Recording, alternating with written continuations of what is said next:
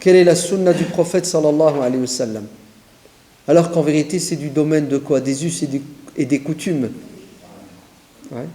Le prophète se coiffait de telle manière, c'est un fait, c'est une réalité, oui. Et après, à nous de nous coiffer aujourd'hui à la lumière de nos goûts, de nos couleurs, et aussi du milieu dans lequel nous vivons.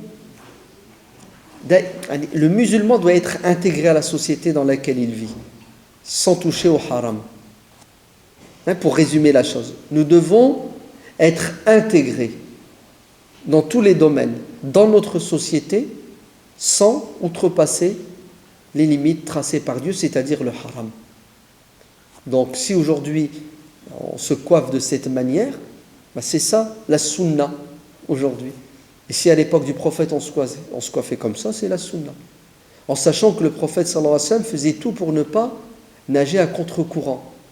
Quand il était à la Mecque, il se coiffait d'une manière. Quand il est arrivé à Médine, il a vu qu'une partie de la population de Médine, en l'occurrence ici les croyants, les juifs de Médine se coiffaient d'une autre manière, il a changé de coiffe pour se rapprocher d'eux.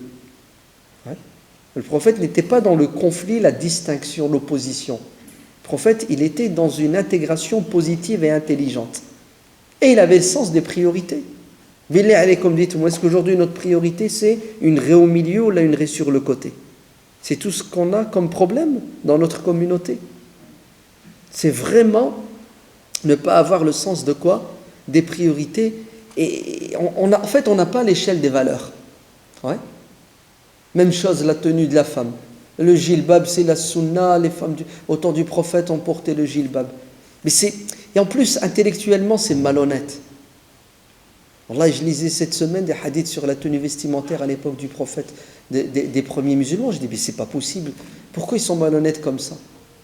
Vas-y, allez. Le hadith dit que la femme doit porter une longue robe, et une longue robe qui traîne par terre. De combien? Shibr. C'est ça? Un empan? Ben non.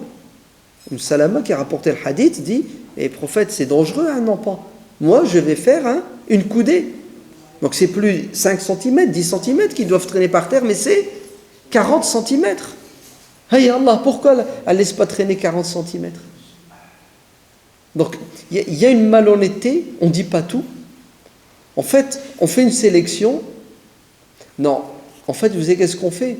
On fait du mimétisme, on copie. On copie sur quoi? Sur une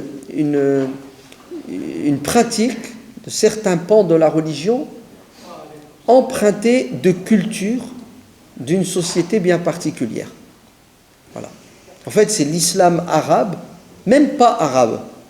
D'accord? Puisque, pour vous dire la vérité, la majorité des musulmans de France, par exemple, nos parents sont d'origine du Maghreb. Donc, c'est même pas la tenue vestimentaire du Maghreb que certains jeunes aujourd'hui veulent et arborent, mais c'est celle de quoi? Celle du Moyen-Orient, c'est celle même pas, c'est celle de la péninsule arabique. Ouais. Quand tu mets le qamis, ton arrière-grand-père, si tu es d'origine marocaine ou algérienne, tunisienne, ne portait pas sur qamis. Ouais. Ah, tu es français, breton, que Dieu te bénisse. Ouais. Donc je n'arrive même pas à comprendre pourquoi cette identification culturelle à quoi? Aux Arabes d'Arabie, alors que le bon sens voudrait que si tu dois t'identifier à une culture étrangère à celle de la France, c'est celle des Maghrébins, non? L'argument qui revient sans arrêt, c'est le veto, c'est je ne dois pas ressembler à quoi? À un non-musulman. Alors, dites-moi, est-ce que la tenue vestimentaire du prophète était musulmane, oui ou non? On l'a dit au début, le prophète se vêtissait comme son peuple. Est-ce que le prophète a ouvert une usine pour faire des vêtements halal? Non?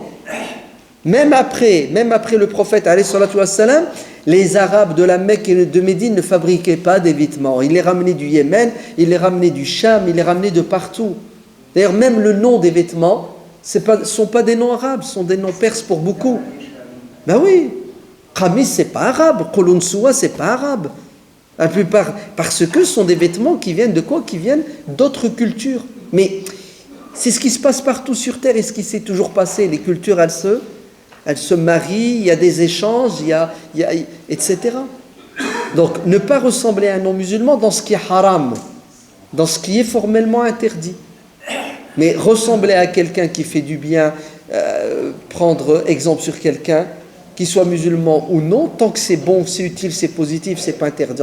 En islam, tu le fais, c'est évident ça. Pourquoi vous croyez que les musulmans se sont développés, se sont améliorés dans tous les domaines en restant enfermés? Mais les musulmans n'ont fait que hériter de quoi? Du savoir, de la culture de tous les peuples qui vivaient aux alentours.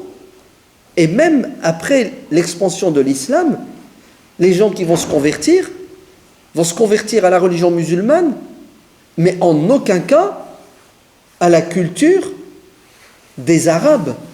Ils vont rester eux-mêmes avec leur identité culturelle. C'est pour ça, c'est marrant quand tu dis des gens aujourd'hui, non, il faut se différencier. C'est faux. C'est n'importe quoi. L'imam Ibn Taymiyyah va beaucoup plus loin, avec son intelligence, et il est pragmatique, et en fait il est clairvoyant, il a bien compris la charia à la lumière de ses objectifs. Il dit, c'est vrai que le musulman doit avoir son identité islamique, culturelle, dans son milieu. Par exemple, les Arabes, qu'ils aient leur culture, c'est normal.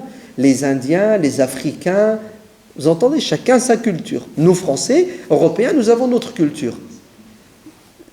L'imam Ibn Taymiyyah appelle au respect des cultures et il demande à chaque peuple d'être fier de son identité culturelle et de la préserver tout en ayant assez de souplesse. Pourquoi? Pour prendre et intégrer ce qu'il y a de meilleur chez les autres.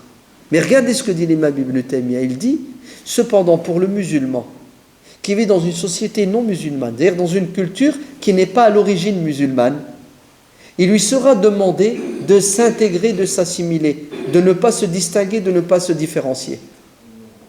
C'est ce que dit Ibn Taymiyyah dans son livre Iqtida'u as-Sirat al-Mustaqim. C'est impressionnant, subhanallah. Vous n'avez pas compris ce que ça veut dire peut-être.